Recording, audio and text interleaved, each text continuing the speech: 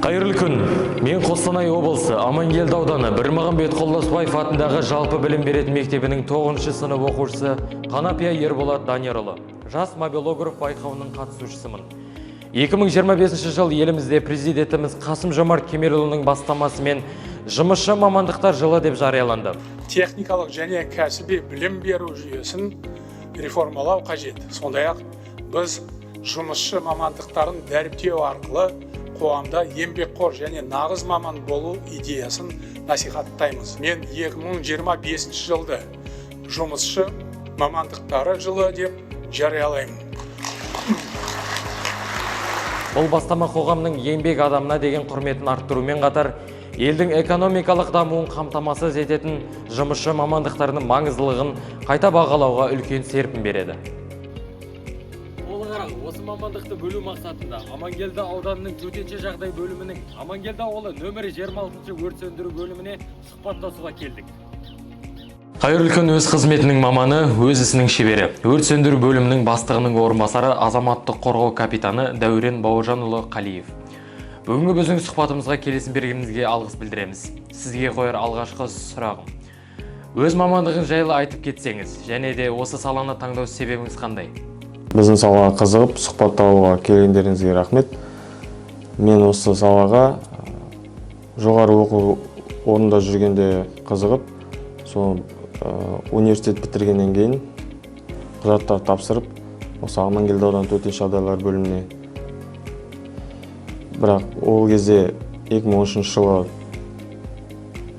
бір белгілі бір себептермен тұра алмадым. Бірақ сол осы мамандыққа деген қызығушылықпен қайтып 20-шы жылы қайтадан сол өзім қалағаныма жетіп, 20 жылдан бастап қызмет атқарып келдім.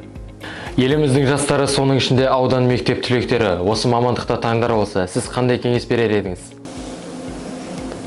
Осы мамандықты таңдайын деген мектеп түлектеріне, жастарға біздің осы азаматтық қорғау саласында елімізде жалғыз оқу орны, жоғары оқу орны Мәлік Ғабдуллин атындағы азаматтық қорғау академиясы Көкшетау қаласында орналасқан.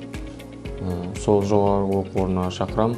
Мен болашақ жас мобилограф ретінде сіздердегі жұмыс барысын түсіріп ұсынсам, қалай қарайсыздар? Бір жағынан өзіме де тәжірибе болар еді. Әрине, қарсы емеспіз. Дәурен Бауыржанұлы, бізге сұхбат бергеніңіз үшін көп рахмет. Жұмыстарыңызға сәттілік тілейміз.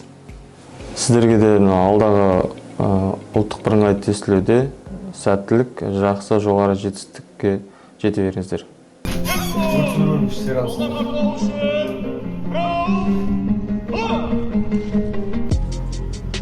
Сізде бізде білетіндей төтенше жағдайлар бөлімі, яғни өрт сөндіру мамандығын атқарып жүрген қызметтері орасан зор.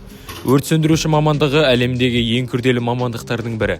Жылжымалы сатыға көтерілуді, газ қағарды қолдануды, қалың түтінде қозғалуды, жүгіруді, секіруді, ауыр заттарды көтеруді үйрену керек.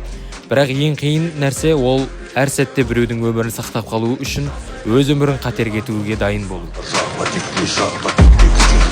Кез келген уақытта ауа райында ыстықта және қатты аязда өзіндік көңіл күйіне қарамастан, ол отқа да, суға да тәуекел етуге дайын. Сондықтан да осы маман иелерін әрдайым құрметке лайық деп есептеймін.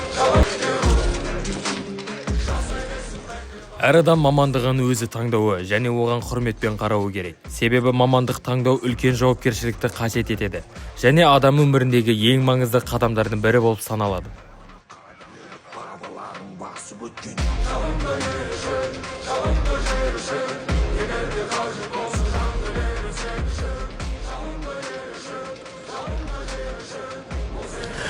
жыл жастар үшін өз болашағын айқындап, еңбек адамы ретінде мақтанышпен алға қадам басатын ерекше мүмкіндік.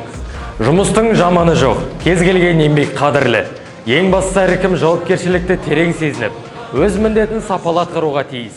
Сонда ғана еліміз дамудың сара жолына түседі. Біз жастарды жұмысшы мамандықтарды таңдап, еліміздің жарқын болашағын бірге құруға шақырамыз.